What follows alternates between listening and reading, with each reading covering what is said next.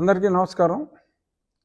ఈరోజు ఒక గమ్మత్తైన సంఘటన తెనాల్లో జరుగుతున్న సందర్భంగా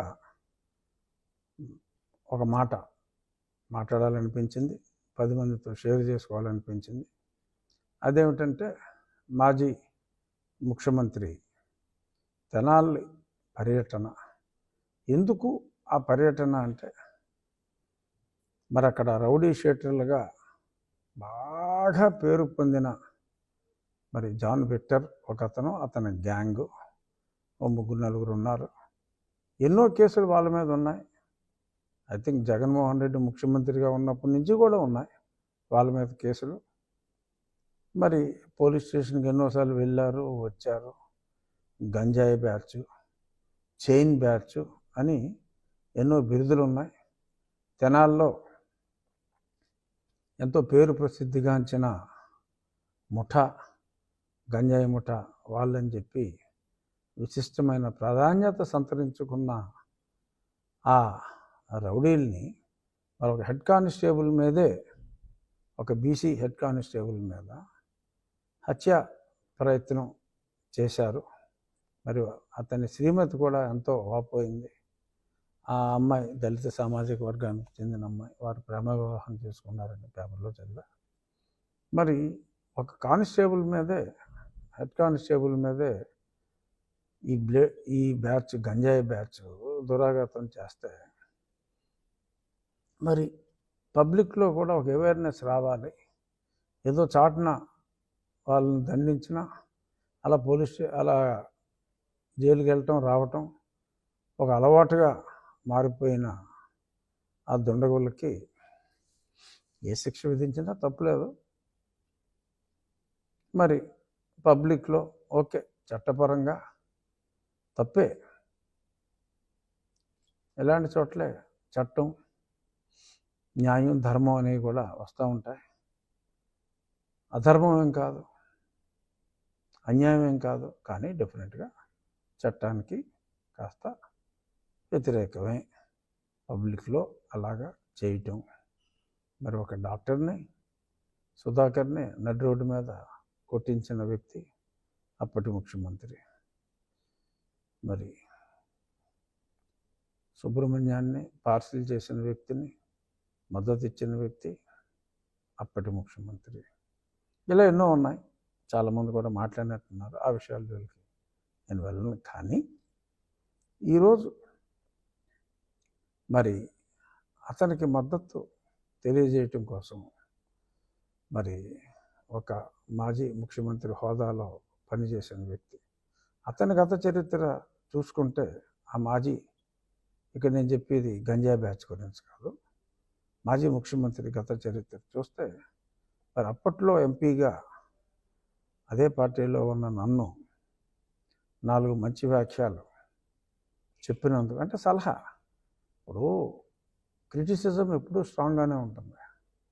పొగడ్తలో మరి బాధ అనిపించవచ్చు. మరి అప్పుడు నేను జరుగుతున్న తప్పుల్ని వివరించవలసిన పరిస్థితి వచ్చినప్పుడు మరి తప్పుల్ని ఎత్తి చూపడం జరిగింది. మరి దాన్ని అన్యదా అతనప్పుడు భావించి నన్ను దారుణంగా చిత్రహింసల పాలు చేశాడు. చూసి ఆ వీడియో, రోడ్డు మీద వాళ్ళని కొట్టింది నథింగ్. 120 నుంచి 125 సార్లు నన్ను 5 విడతలుగా ఆ సునీల్ కుమార్ గారు పంపించిన బ్యాచ్ కొట్టారు. నన్ను జగనే పురమాయించాడు, అందులో ఏం డౌట్ ఏమీ లేదు. ఇది ఇండైరెక్ట్గా నాకు ఏదో మూల లింక్ అయిన సబ్జెక్ట్ కాబట్టి ఉపసభాపతి స్థానంలో ఉన్నప్పటికీ నేను మాట్లాడవలసిన పరిస్థితి. సో నన్ను ఎంత చిత్రవత్ చేశారు ఆ వీడియోలు అన్నీ కూడా ప్రజాబాహుల్యంలో ఉన్నాయి. మిలిటరీ హాస్పిటల్ క్లియర్ రిపోర్ట్లు ఇచ్చారు, అది అందరికీ తెలిసిందే. ఇప్పుడు ఎందుకు వచ్చిందంటే, మరి దెయ్యాలు వేదాలు వల్లించినట్టు అన్యాయంగా నన్ను కొట్టారు. ఇప్పుడు దారుణమైన గంజాయి బ్యాచ్ని మరి కొడితే పోలీసులు వాళ్ళ మీద హత్యా ప్రయత్నం చేసిన వాళ్ళని పైగా తగుదనమ్మా అంటూ పరామర్శకు వెళ్ళటం, లా అండ్ ఆర్డర్ని ప్రొటెక్ట్ చేయవలసిన బాధ్యత ప్రజాప్రతినిధులది. జగన్మోహన్ రెడ్డి ఇప్పుడు ముఖ్యమంత్రి కాకపోవచ్చు, కానీ ఒక ప్రజాప్రతినిధిగా పులివెందుల ప్రజలకి ప్రాతినిధ్యం వహిస్తున్న వ్యక్తి ఇలా గంజాయి చేసే బ్యాచ్కి నోన్ శిక్ష పడి జైలుకి కూడా వెళ్ళి శిక్ష కన్ఫర్మ్ చేసి వచ్చిన బ్యాచ్కి తన మద్దతు తెలియజేయటం, మరి ఇది దిగజారుడు ఓట్ల రాజకీయానికి పరాకాష్ట. సరే, ఈ ప్రయత్నంలో అతను గతంలో వచ్చిన ఆ ఓట్లు కూడా రాని పరిస్థితికి వెళ్తాడు. రాజకీయాల్లో ఆత్మహత్యలే తప్ప హత్యలు ఉండవని చెప్పి సామెతలు ఊరికే రాలేదు. ఇటువంటి వాళ్ళని చూసే వచ్చినట్టుంది తెలుగుదేశం పార్టీకి ఆర్ అన్ని రాజకీయ పార్టీలకి, ఒక్క యువజన శ్రామిక రైతు కాంగ్రెస్ పార్టీకి తప్ప ఈ రోజు ఎంతో సుదినం. ఎందుకంటే ఒక రాజకీయ నాయకుడు క్రిమినల్స్, ప్రజాకంటకంగా తయారైన క్రిమినల్స్ని పోలీసులు ధర్మం ప్రకారం శిక్షిస్తే, మరి వాళ్ళకి మద్దతుగా ఇటువంటి వెధవలకి నేనున్నాను అంటూ మరి అక్కడికి వెళ్ళి భుజం తట్టడం అనేది ఆత్మహత్య సదృశ్యం. This is going to be political Waterloo. Anyhow, ఇక్కడ ఇంకొక యాంగిల్ కూడా నేను స్పృశించాలనుకుంటున్నా.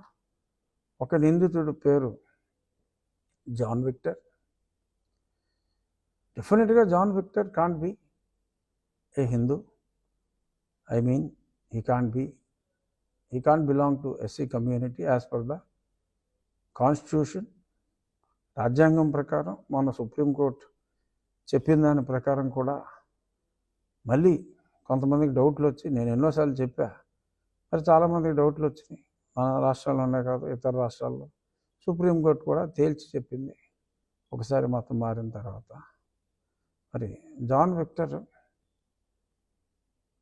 డెఫినెట్గా వెరిఫై చేస్తే తను బీసీసీఏ అవుతాడు. మరి దళితుడని చెప్పి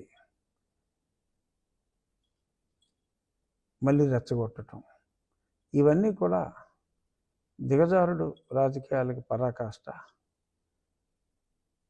ఇక్కడ నేను గతంలో మాట్లాడిన అంశం ఈ అంశం కాబట్టి ఈ అంశాన్ని మరి నన్ను దారుణంగా హింసించిన వ్యక్తులు సరే ఏమీ చేయలేదు అని చెప్పి తప్పించుకోవాలని చూస్తున్నారు. సరే, ఆలస్యమైనప్పటికీ నో డౌట్ ఆలస్యమైంది. ఇప్పుడు వచ్చి సునీల్ కుమార్ని ఇంకా పిలవాల.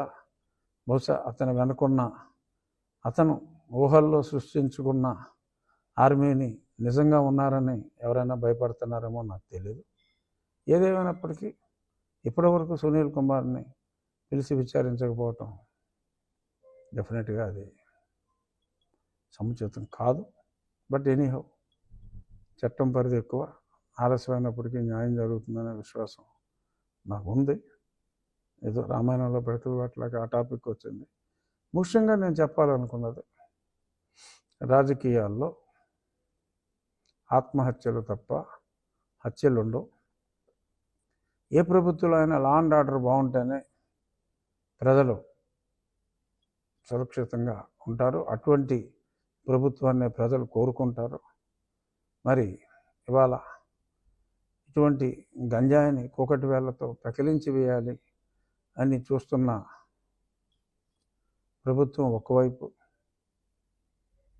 వాళ్ళకి తన సంపూర్ణ మద్దతు తెలుపుతున్న ఓన్లీ ప్రతిపక్షం మరొక వైపు. చూద్దాం మరి ఈ రాజకీయ ఆత్మహత్య ఎటువంటి పరిణామాలకి దారితీస్తుందో వేచి చూద్దాం. నమస్కారం.